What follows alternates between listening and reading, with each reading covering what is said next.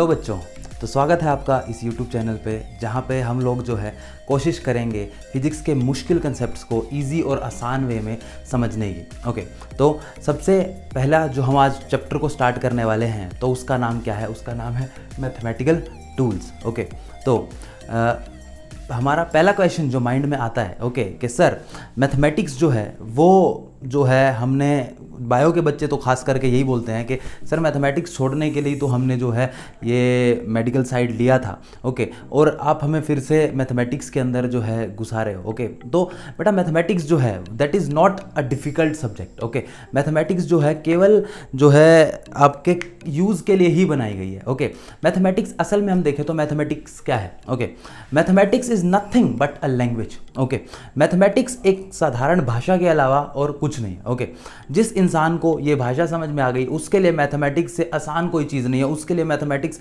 Will be very helpful, इतनी आसान रहेगी उसके लिए, इतनी हेल्पफुल होएगी मैथमेटिक्स कि उसके लिए मुश्किल से मुश्किल चीज़ें जो है मैथमेटिक्स की हेल्प से बहुत ईजिली निकल सकती हैं फिजिक्स में। ओके, लेकिन जो बच्चा इस मैथमेटिक्स को अच्छे से समझ नहीं पाया उसके लिए जो है ये मैथमेटिक्स उतनी ज़्यादा दुश्मन भी बन जाएगी उसकी। ओके, तो मैथमेटिक्स को जिसने अच्छे से पकड़ लिया फिजिक्स उसके लिए बहुत ही ज़्यादा आसान होने वाली है। ओके, तो इसीलिए इस चैप्टर को बहुत ध्यान से पढ़ना है बच्चों, जिसका नाम क्या है? Mathematical tools. ओके, तो मैथमेटिक्स मैंने अभी आपको बताया क्या है। मैथमेटिक्स क्या है? एक लैंग्वेज है। ओके, तो एक बार समझ लेते हैं इसको। जब मैं लैंग्वेज बोल रहा हूँ तो इसका मीनिंग क्या है? ओके, तो जब मैं आपके सामने बोलता हूँ कि 2+2, ओके, तो आपको क्योंकि ये लैंग्वेज पता है कि ये जो सिंबल है उसका क्या मीनिंग है, इसीलिए आप मुझे बता सकते हो कि सर 2+2 का मतलब क्या है? 2+2 का मतलब 4 है। ओके, यही चीज़ मैं अगर एक LKG के बच्चे के सामने रखूंगा, ओके, बिल्कुल छोटे से बच्चे के सामने रखूंगा जिसको अभी ये सिंबल्स के बारे में, जिसको इस लैंग्वेज के बारे में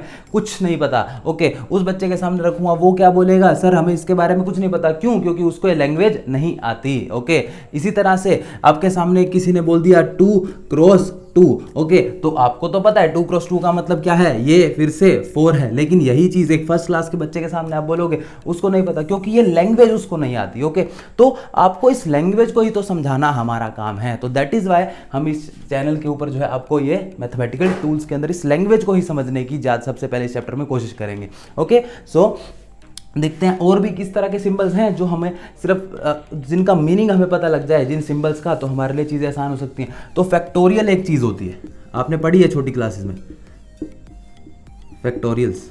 ओके, क्या होते हैं फैक्टोरियल? फैक्टोरियल जैसे किसी नंबर के आगे ये आपने ये सिंबल लगा दिया। ओके, तो इसका मीनिंग क्या है? इस सिंबल का सिंपल सा मीनिंग है 3 × 2 × 1। ओके, तो दीज आर जस्ट सिंबल्स। ये सिर्फ एक लैंग्वेज है, सिर्फ बताने का एक तरीका है कि सर 3 के आगे अगर ये सिंबल लगा हुआ मिले मैथमेटिक्स में तो इसका मतलब 3 मल्टीप्लाई उससे एक नंबर कम, मल्टीप्लाई उससे एक नंबर कम, जब तक 1 नहीं आ जाता। ओके, इसी तरह से 5 फैक्टोरियल का मतलब क्या है? 5 × 4 × 3 × 2 × 1। इस तरह से जो है ये सिंबल्स हमारे बहुत ही काम आ सकते हैं अगर मैथमेटिक्स को हम अच्छे से समझ लेते। ओके, तो इस चैप्टर में हम क्या पढ़ने वाले हैं? इस चैप्टर के अंदर हम लोग पढ़ेंगे मैथमेटिक्स की उन चीज़ों के बारे में जो आप लोग थोड़ा बहुत आपने पढ़ रखी है और थोड़ा बहुत आप आने वाले टाइम में पढ़ेंगे। ओके, तो लेकिन उनका यूज़ तो हमें स्टार्टिंग से ही आ जाना चाहिए फिजिक्स के अंदर। तो हम अपने काम के लिए जो फिजिक्स के अंदर जितना मैथमेटिक्स का पोर्शन ज़रूरी है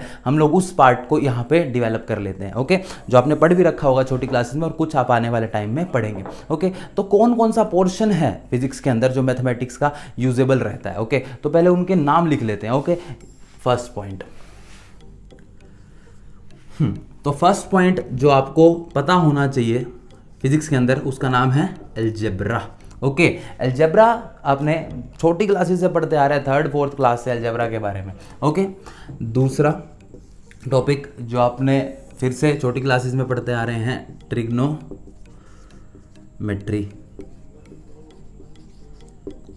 ओके, थर्ड टॉपिक आपको कौन सा जो बहुत ही ज़्यादा इंपॉर्टेंट रहने वाला है आपका, वो रहेगा कर्व प्लॉटिंग।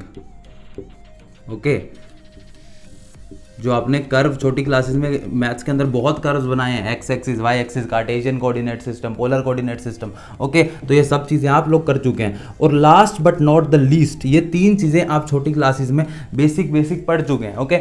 लेकिन ये 2 चीज़ें, इनका आपको शायद अभी कुछ अंदाज़ा ना हो, ओके। तो ये 2 चीज़ें जो हैं, लेकिन अगर ये 2 चीज़ें आपने अच्छे से पढ़ ली तो आपके लिए, मैं सच में बता रहा हूँ, बहुत ही ज़्यादा ईजी हो जाने वाली है फिजिक्स। इस 4th पॉइंट का नाम है डिफरेंशिएशन। क्या बोलते हैं? डिफरेंशिएशन। और दूसरे का नाम क्या है? Integration, okay.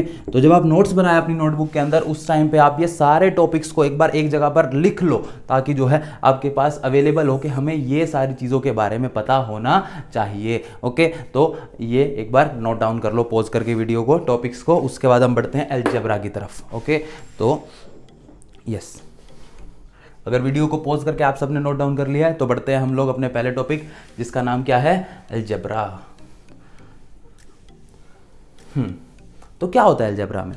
ओके, अलजेब्रा में क्या रहता है? एलिमेंट्री जो फॉर्मूलाज जो आप छोटी क्लासेस से पढ़ते आ रहे हैं, स्क्वायर a प्लस बी का whole square, a plus B plus C का whole square, a minus B whole square, a square plus B square, okay, ये सारे फॉर्मूलाज जो आप छोटी क्लासेस में पढ़ते आ रहे हैं, this is a part of elementary algebra. Quadratic equations आप पढ़ते आ रहे हैं छोटी क्लासेस के अंदर, जो A X square plus B x plus C is equal to 0 quadratic equation है, उसकी सोल्यूशंस क्या रहेंगे? किसका पार्ट है? अलजेब्रा का पार्ट है। अच्छा, और क्या? बाइनोमियल इक्वेशंस आप लोग पढ़ते आ रहे हैं, वो सब किसका पार्ट है? अलजेब्रा का पार्ट है। लीनियर इक्वेशंस पढ़ते आ रहे हैं, किसका पार्ट है? अलजेब्रा का पार्ट है, ओके। तो ये सारी चीज़ें जो है एक बार एक जगह पर कंपाइल्ड फॉर्म में फॉर्मूलाज लिख लेते हैं, ताकि जो है हमारे को बार बार मैथ्स की बुक की तरफ ना भागना पड़े इन फॉर्मूलाज के लिए, ओके। तो लेट अस स्टार्ट। एलिमेंट्री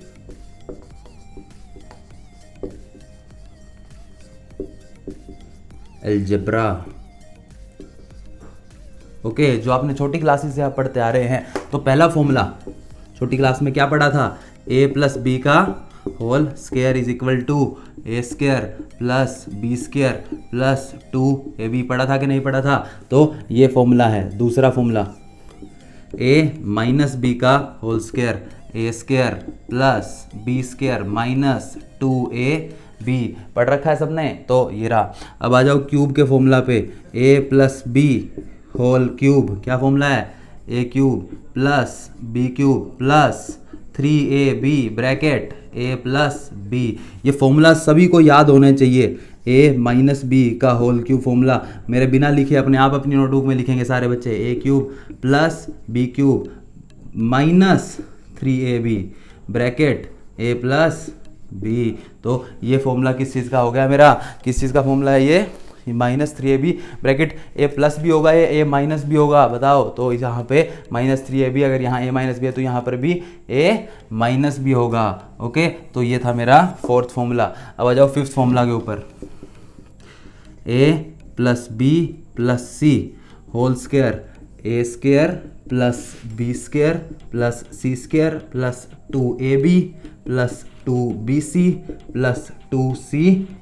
तो ये था हमारा 5th फॉर्मूला। और भी कई सारे फॉर्मूलाज हैं क्या सर? बिल्कुल हैं, बहुत सारे फॉर्मूलाज इस तरह के, आप जितने भी आपके माइंड में आए आप लिख सकते हो। जैसे A square minus B square is equal to A plus B bracket A minus B. इस तरह से जितने भी फॉर्मूलाज आपके माइंड में आ रहे हों, सारे के सारे अपनी बुक से एक जगह पर नोट डाउन कर लो अपनी नोटबुक में, ताकि बार बार मैथ्स की बुक की तरफ भागना ना पड़े। तो इसको जल्दी से पॉज करो वीडियो को और इन सभी चीज़ों को नोट डाउन करो, ओके। तो अगर नोट डाउन कर लिया है तो बढ़ते हैं आगे की तरफ।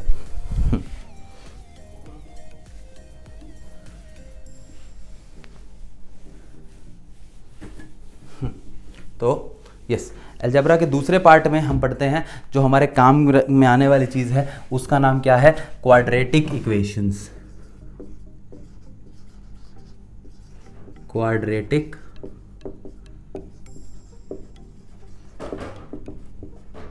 इक्वेशंस।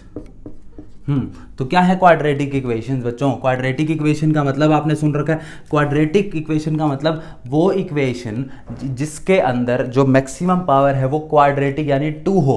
तो A X square plus B x plus C. तो क्या इतना ही लिखने से ये इक्वेशन बन जाएगी? जी नहीं। इक्वेशन का मतलब जिसके अंदर दोनों लेफ्ट हैंड साइड और राइट हैंड साइड दोनों अवेलेबल हों। तो x square plus B x plus C is equal to 0। ये एक जनरलाइज्ड क्वाड्रेटिक इक्वेशन है आपके लिए। ओके, तो इसके सॉल्यूशंस आपको पता होने चाहिए। क्या क्या सॉल्यूशंस होते हैं क्वाड्रेटिक इक्वेशन के, बच्चों बोलो? तो अल्फा, इसका फर्स्ट सोल्यूशन क्या होगा?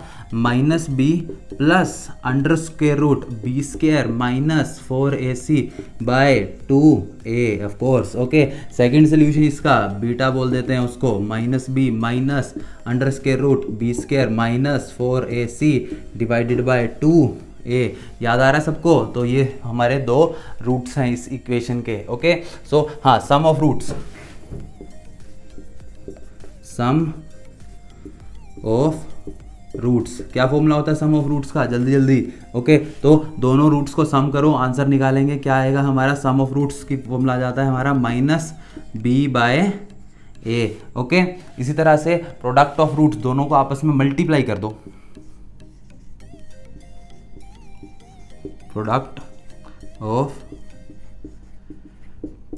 रूट्स, दोनों चीज़ों को आपस में आपने मल्टीप्लाई कर दिया। जब मल्टीप्लाई करोगे तो देखो नीचे क्या आ जाएगा, देखो ए माइनस ए प्लस माइनस ए माइनस, तो ए स्क्वायर ए प्लस बी ए माइनस बी, मल्टीप्लाई करने के बाद तो ए स्क्वायर माइनस बी स्क्वायर आएगा। ओके, तो जब आप सोल्व कर लोगे इस चीज़ को तो आपके पास रिजल्ट आना चाहिए। एक बार इसको सोल्व करो खुद से, उसके बाद जो है आगे हम लोग लिखते हैं। एक बार इसको वीडियो को पॉज करके एक बार इसको खुद सोल्व करने की कोशिश करेंगे सारे बच्चे, तो उसके बाद हम लोग बढ़ते हैं आगे की तरफ। यस, तो जब आप इसको प्रोडक्ट को एक बार खुद दोनों चीज़ों को मल्टीप्लाई करके इसको सोल्व करने की कोशिश करें तो प्रोडक्ट ऑफ रूट्स का फॉर्मूला आपके पास क्या आ जाएगा? वीडियो को पॉज करके एक बार जिन बच्चों ने निकाल लिया वेरी गुड, नहीं निकाल पाए हैं तो यहाँ देखो, प्रोडक्ट ऑफ रूट्स का फॉर्मूला जाएगा अल्फा मल्टीप्लाई बीटा की वैल्यू सी डिवाइडेड बाय ए के इक्वल आएगी। ओके, तो इस तरह से आप जो है इन फॉर्मूलाज को यूज़ कर सकते हैं हर जगह जहाँ पर भी आपके लिए क्वाड्रेटिक इक्वेशंस आए। तो बहुत जगह पे फिजिक्स में क्वाड्रेटिक इक्वेशंस आती हैं, वहाँ पर ये फॉर्मूलाज बहुत ही ज़्यादा यूज़ में आते हैं। ओके, तो sum of roots, product of roots के तो बहुत, प्रोडक्ट ऑफ रूट्स के तो हद से ज़्यादा। ओके, तो इसलिए जो है आपको ये फॉर्मूलाज याद होने चाहिए, एटलीस्ट प्रोडक्ट ऑफ रूट का तो ज़रूर याद होना चाहिए। ओके, तो ये था हमारा क्वाड्रेटिक इक्वेशंस के बारे में। जल्दी से वीडियो को पॉज करो और इसको नोट डाउन करो।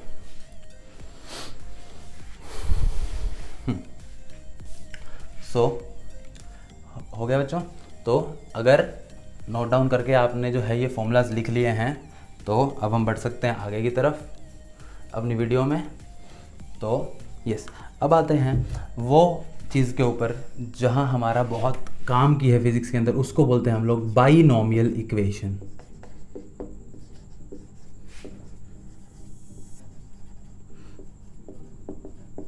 ओके, तो what is binomial equation? Binomial equation या बाइनोमियल थ्योरम क्या होती है? ओके, बाइनोमियल इक्वेशन का मतलब वो इक्वेशन जिसके अंदर दो टर्म्स हो। ओके, दो से ज़्यादा टर्म्स उसमें नहीं हो सकती। ओके, ऐसी इक्वेशंस को, दो वेरिएबल्स हो, ऐसी इक्वेशन को हम लोग बोलते हैं बाइनोमियल इक्वेशन।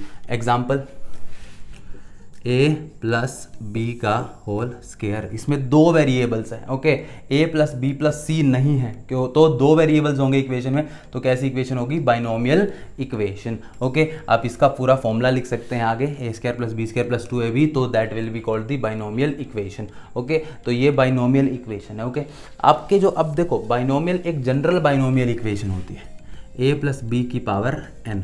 ओके, लेकिन उसका पूरा आगे जो सोल्यूशन आएगा उसको समझने के लिए आपको मैथमेटिक्स के अंदर थोड़ा सा डीप जो है जाना पड़ेगा, कम्बिनेशन और परम्यूटेशंस के बारे में समझना पड़ेगा। ओके, लेकिन हम अभी उस चीज़ में नहीं घुस रहे, अभी जो है हम सिर्फ उसी चीज़ के अंदर पार्ट बनेंगे जो हमारे काम की है। ओके, बाइनोमियल इक्वेशन की वो फॉर्म जो हमारे सबसे ज़्यादा काम आती है, that is this form, 1 plus x to the power n।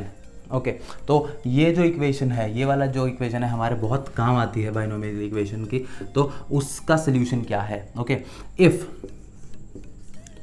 x is very very less than 1, okay, in that condition आप क्या लिख सकते हैं? 1 plus n x. Okay, n को पावर जो है उसको आप आगे ले आए। Okay, 1 plus n x plus n minus 1 divided by 2 factorial into x का स्केयर। ओके, अगली टर्म लिखेंगे n minus one n minus two divided by 3 factorial x का cube plus so on and so forth. Okay, so ये हमारे पास जो है different terms आ गई। जैसे आप देखते हो कि ये 1 प्लस एक्स का स्केयर होता है यहाँ पे। ओके, तो स्केयर होता तो यहाँ पे क्या लिखते हैं आप 1 प्लस 2x प्लस यहाँ पे n की वैल्यू आपने 2 पुट कर दी, 2 into 1 divided by 2 factorial into x का स्केयर। तो इसके आगे की जो है टर्म सारी जीरो ही हो रही हैं, 2 माइनस 2 0, वो आगे नहीं यूज आएंगे। ओके, तो 3 इक्वेशन आएंगी अगर यहाँ पे n की वैल्यू 2 पुट कर दिया आपने, तो 1 प्लस 2x प्लस एक्स का स्केयर, तो यही आना चाहिए था आपका। तो इस तरह से आप इस इक्वेशन को यूज कर सकते हैं दूसरे फॉर्मूलाज को क्रिएट करने में। Okay, so if x but the condition is x should be very very less than y। So तो यस, अगर x if x is very very less than 1, देखो ये वाला जो पार्ट है ये this is true for every x। Okay, but अगर if x is very very less than 1, in that case आप देखो कि क्या होगा। अगर x मेरा बहुत ही छोटा है 1 से, ओके, तो x का स्केयर, अगर x की वैल्यू मान लो 0.01 है, ओके, तो इन दैट केस x का स्केयर जो होगा वो 0.0001 हो जाएगा। ओके, तो ये और भी ज़्यादा छोटा हो गया। तो देयरफॉर इससे आगे वाली टर्म्स जो हैं इस केस में, if x is very very less than 1, तो इससे आगे वाली टर्म्स सारी ऑलमोस्ट नेग्लिजिबल हो जाती हैं। ओके, इन दैट केस हमको सिर्फ 2 ही टर्म्स में हमारा काम चल सकता है। ओके, तो हम क्या करेंगे, if x is very very less than 1, in that case हम इस इक्वेशन को और भी सिंपलर फॉर्म में लिख सकते हैं। It will be approximately equal to 1 plus n x. तो आपको क्या करना है, कुछ नहीं करना। अगर if x is very very less than 1, आपको सिर्फ जो पावर है उसको आगे लाके लिख देना है। ओके, तो अभी तुम्हारे दिमाग में आ रहा होगा कि सर ये क्या बकवास चल रही है, इसका कोई यूज़ भी है या नहीं है। तो बिल्कुल इसका बहुत ज़्यादा यूज़ है, मैथमेटिकल सॉल्यूशंस करने में इसका काफ़ी यूज़ हो सकता है। ओके, तो देखो कैसे, एग्जाम्पल। तो जैसे लेटस से कि I ask you to do 995 का स्केयर, कि मुझे 995 का स्केयर निकाल के दिखाओ। ओके, एक तो सिंपल यूजुअल तरीका है जिसको यूज़ करके जो आप निकाल सकते हो, तो वो है। दूसरा तरीका क्या है, आप निकालें using the binomial equation. Okay, इससे आपके पास एक अप्रोक्सीमेट आंसर आ जाएगा। ओके, जिसमें आपको कम टाइम लगेगा। ओके, तो देखो 995 का स्केयर है, तो आपको क्या लिखा आपने, 1000 माइनस 5 का स्केयर। ओके, 1000 इसमें से आपने कॉमन निकाल लिया, 1000 का स्केयर इंटू 1 माइनस 5 बाय 1000 का स्केयर। ओके, अब क्योंकि 5 by 1000 is very very less than 1, तो आप इसके अंदर बाइनोमियल इक्वेशन लगा सकते हैं। कंडीशन ये जरूर सेटिस्फाई होनी चाहिए, x is very less than 1, तो 2 जो है आप आगे ले आए इसके, तो आपके पास इक्वेशन क्या आ गई, 1000 का स्केयर या फिर 10 की power 6 into 1 minus 5 into 2 10 divided by 1000, 0 से 0 हो गया हमारा कैंसिल। तो हमारे पास इक्वेशन आ गई हमारी 10 की पावर 6 इंटू ये क्या आ गया, 100 माइनस 199 by 100 that is equal to 0.99। तो ये आ गया हमारे पास answer into 10 to the power 6। तो इस तरह से जो है आप अप्रोक्सीमेट आंसर्स जो हैं ये बाइनोमियल इक्वेशन की मदद से निकाल सकते हैं चीज़ों के। ओके, और एक और इक्वेशन देखते हैं इसी तरह से हम लोग। इसको एक बार वीडियो को पॉज करके इस क्वेश्चन को नोट डाउन करो और देखते हैं आगे इसको और कैसे यूज़ किया जा सकता है फिजिक्स के पॉइंट ऑफ व्यू से। तो था मैथमेटिक्स के पॉइंट ऑफ व्यू से, क्या फिजिक्स के पॉइंट ऑफ व्यू से भी इसको यूज़ कर सकते हैं ऑफ कोर्स। ओके, तो देखते हैं कैसे।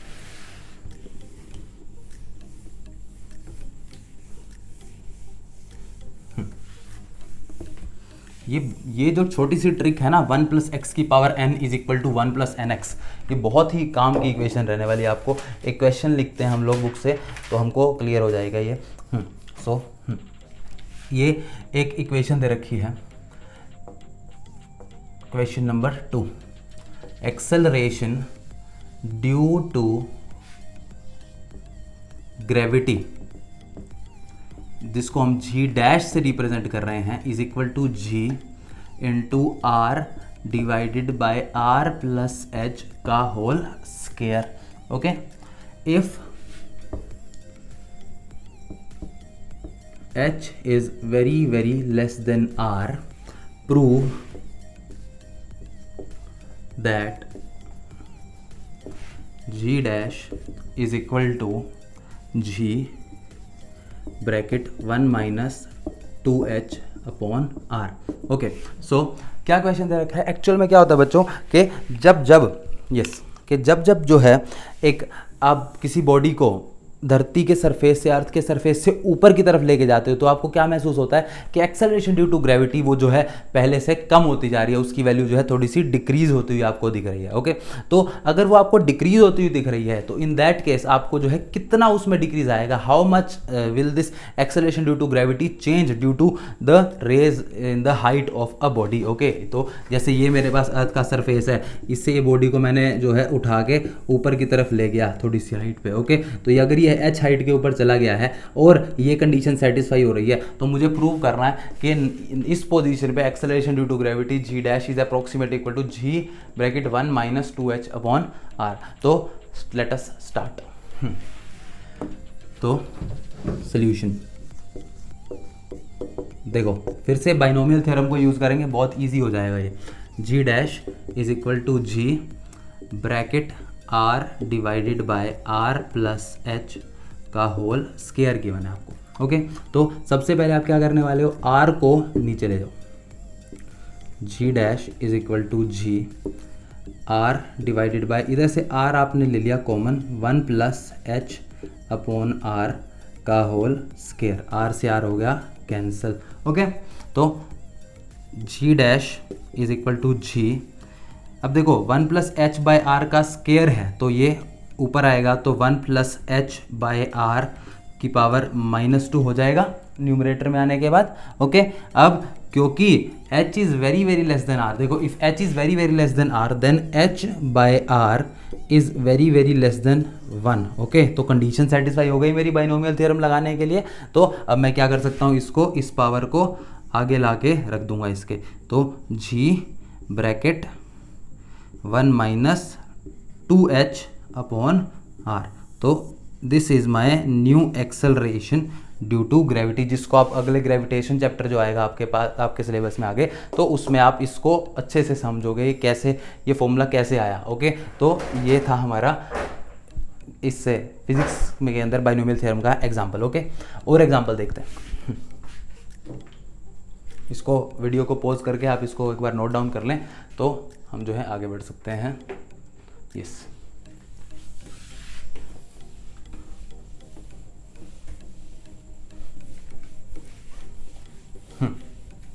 यस, तो बढ़ते हैं आगे, इसी बाइनोमियल थ्योरम के अंदर आगे हम लोग बढ़ते हैं। तो एक और क्वेश्चन करके देख लेते हैं इसी तरह का कि prove that 1 plus x divided by 1 minus x is approximately equal to 1 plus 2x। तो हमें ये प्रूव करना है। ओके, तो if x is very very less than 1, in that case हमें इसको प्रूव करके दिखाना है। तो कैसे प्रूव करोगे, सबसे पहले लिया हमने LHS solution 1 plus x divided by 1 minus x. Okay, तो इसको मैं कैसे लिखूंगा, 1 प्लस एक्स ब्रैकेट में 1 माइनस एक्स की पावर -1। ओके, तो अब क्योंकि x is very very less than 1 तो ये क्या होगा, ये पावर जो है आगे की तरफ शिफ्ट हो जाएगी। तो क्या आ गया मेरे पास, this is approximately equal to 1 plus x into 1 minus -1 into x. तो ये क्या हो गया मेरा, देखो 1 माइनस -1 1 प्लस एक्स हो गया। This is approximately equal to 1 plus x into 1 plus x which is equal to 1 plus x का होल स्क्वायर। ओके, तो अगेन फिर से वही कंडीशन सेटिस्फाई हो रही है, x is very very less than 1, तो 2 को हम क्या करेंगे आगे ले आएंगे। तो this is approximately equal to 1 plus 2x। तो therefore 1 plus x divided by 1 minus x is approximately equal to 1 plus 2x। Okay, तो आप इस इक्वेशन को और फर्दर यूज़ कर सकते हो निकालने के लिए और छोटे इस तरह के मैथमेटिकल रिलेशंस को। ओके, जैसे कोई आपसे पूछे कि ये 1001 डिवाइडेड बाय 999 इसकी वैल्यू है, ये कितनी रहती है। ओके, तो कैसे निकालोगे आप लोग, तो देखो 1001 डिवाइडेड बाय 999 आपको निकालना है। तो इसको मैं पहली बात तो ऊपर से भी 1000 इंटू 1.001 डिवाइडेड बाय 1000 इंटू 0.999 लिख सकता हूँ। तो 1000 से 1000 हो गया कैंसिल। ओके, तो 1.0001 यानी कि 1 plus x divided by 1 minus x, तो ये किसके इक्वल हो गया अप्रोक्सीमेटली 1 प्लस 2x यानी कि 2 इंटू 0.001। तो therefore this is approximately equal to 1.002। तो इस तरह से आप बाइनोमियल इक्वेशन को, बाइनोमियल थ्योरम को यूज़ कर सकते हैं अपने आने वाले काम में, जब भी आपको फिजिक्स के अंदर मैथमेटिक्स की ज़रूरत पड़ेगी तो बच्चों। ओके, तो ये था हमारा पहला टॉपिक जो है जिसको हमने बोलते हैं हम लोग अलजेब्रा। ओके, अब आते हैं अपने सेकंड टॉपिक पे जिसका नाम क्या है, ट्रिग्नोमेट्री। ओके, तो बढ़ते हैं ट्रिग्नोमेट्री की तरफ।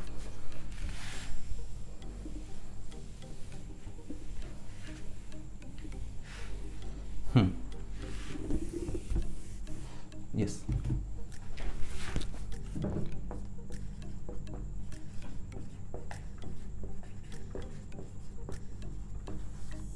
ओके, तो ट्रिग्नोमेट्री, त्रिकोणमिति, क्या होता है ट्रिग्नोमेट्री? ओके, तो trigonometry came from the Sanskrit word त्रिकोणमिति। What does this mean?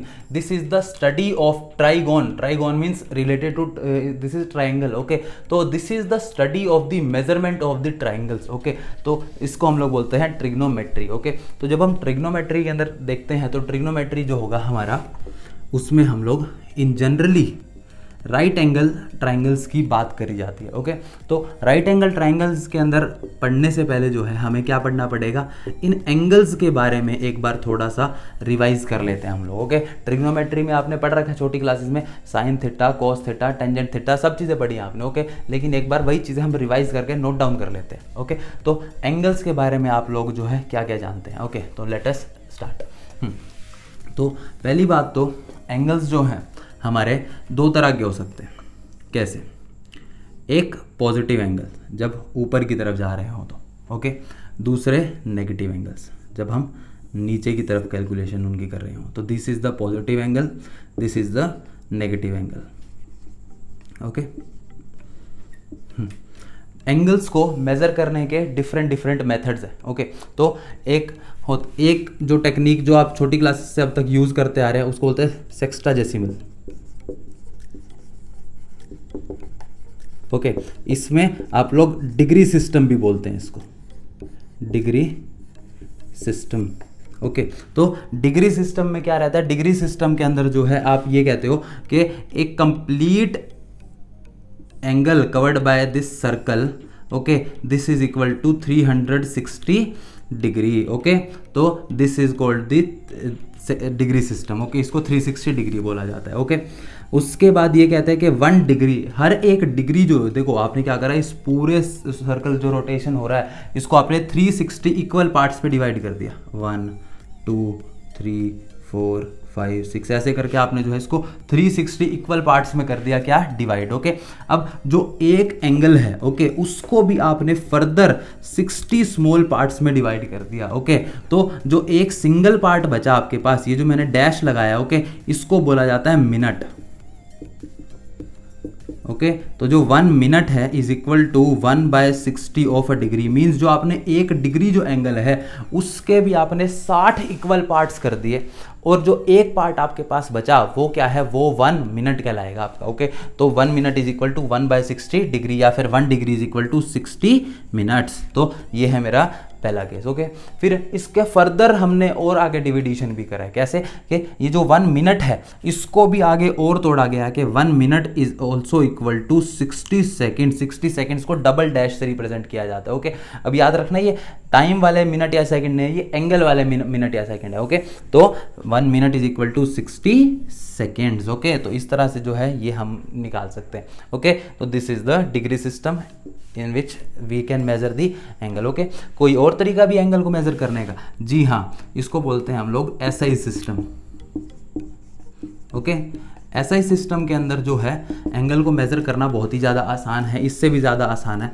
तो ये हमारे पास एक एंगल है, ओके, आपको मान लो कि इस आर्क जो है कितना एंगल बना रही है ये पता करना है आपको। ये पता करना है यहाँ पे जो ये एंगल बन रहा है ये थीटा, ये इसकी वैल्यू किसके इक्वल है। तो आप कैसे निकालोगे इसको, आप जो है बस ये पता कर लो कि ये जो आर्क है इसकी लेंथ कितनी है। ओके, फिर आप उसको जो रेडियस है उससे कर दो डिवाइड। ओके, तो theta is equal to l divided by r. तो जब आप इस मेथड को यूज़ कर लेते हो तो उससे जो एंगल्स आएगा आपके पास, तो उस एंगल को हम लोग क्या बोलते हैं, उस एंगल को बोलते हैं हम लोग एसआई सिस्टम में जो एंगल्स आ रहा है इसकी ऐसा यूनिट होती है रेडियन। इससे जो एंगल आ रहा है उसको बोला जाता है रेडियन। ओके, तो 1 रेडियन किसके इक्वल है, आपने पढ़ रखा है इसको। 1 रेडियन होता है मेरा कब, जब आर्क लेंथ, देखो जब आर्क लेंथ जो है रेडियस के इक्वल हो जाए तो उस टाइम पे एंगल क्या बन जाएगा मेरा, 1 रेडियन के इक्वल बन जाएगा। तो 1 radian is equal to l by r when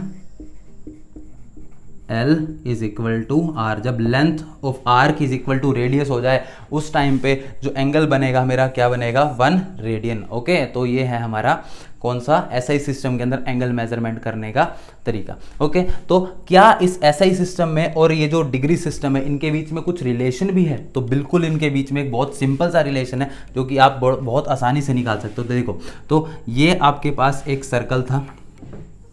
okay, आप क्या करो, इसको आपने सबसे पहले डिग्री में एंगल निकाला।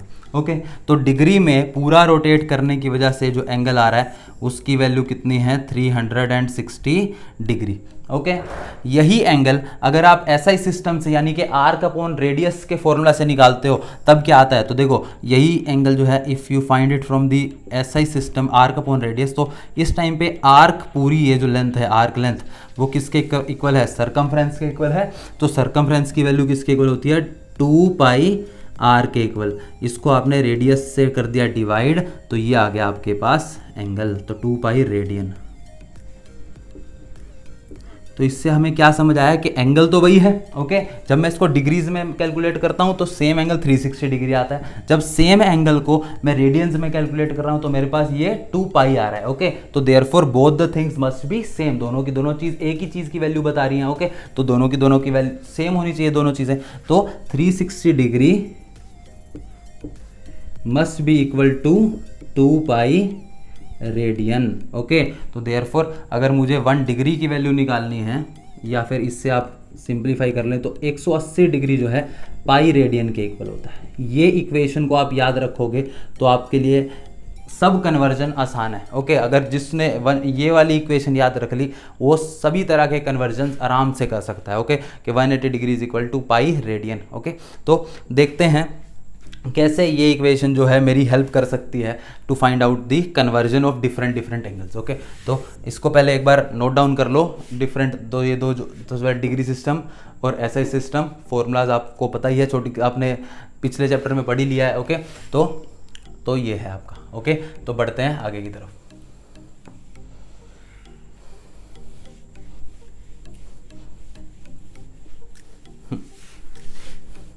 तो अभी तक हमने क्या पढ़ा बच्चों, अभी तक हमने ये पढ़ा कि 180 डिग्री जो है ट्रिग्नोमेट्री के अंदर is equal to 2 pi radian के इक्वल हो जाता है।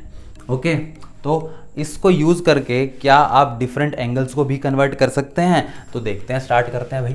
तो पहला question, convert first part 30 degree into radian, second part 45 degree into radian, third part 1 radian into degrees. Okay, तो ये आपके पास 3 क्वेश्चन है, इन तीनों को आपको अप्रोच करना है। तो देखते हैं कैसे।